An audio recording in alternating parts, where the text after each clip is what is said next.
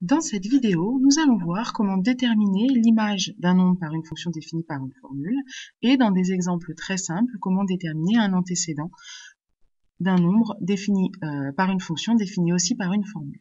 Commençons d'abord par déterminer l'image d'un nombre. Alors on donne la fonction f définie par la formule f de x égale 2x plus 3, c'est un exemple, et on va chercher à déterminer l'image de 1. Pour cela, on va remplacer dans la formule x par 1 et on va calculer. Donc on cherche f de 1, l'image de 1 par la fonction f, c'est égal à 2 fois 1 plus 3.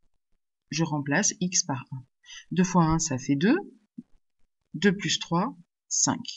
Autrement dit, l'image de 1 par la fonction f est égale à 5.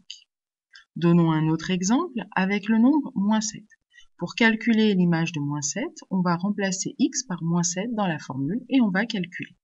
Donc, on cherche f entre parenthèses moins 7 qui se lit f de moins 7. C'est égal à 2 fois moins 7 plus 3. 2 fois moins 7, ça fait moins 14 plus 3, moins 11. Autrement dit, l'image de moins 7 par la fonction f est égale à moins 11. Maintenant, voyons voir comment déterminer un antécédent. Donc, je reprends la même formule, f de x égale 2x plus 3, et je me demande quel est l'antécédent ou un antécédent du nombre 3. Mais déterminer un antécédent, c'est trouver un nombre x qui va avoir pour image 3. Autrement dit, c'est-à-dire le nombre x qui vérifie f de x égale 3. Mais on sait que f de x, c'est 2x plus 3. Donc en fait, on cherche à trouver le nombre x tel que 2x plus 3 égale 3.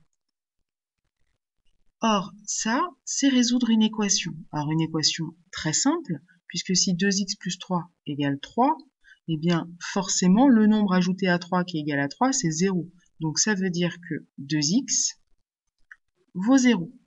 Mais si 2x vaut 0, alors x, qui est le double, la moitié de 2x, c'est aussi égal à 0.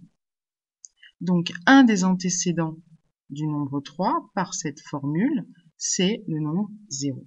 Donc un antécédent de 3 par la fonction f, c'est 0.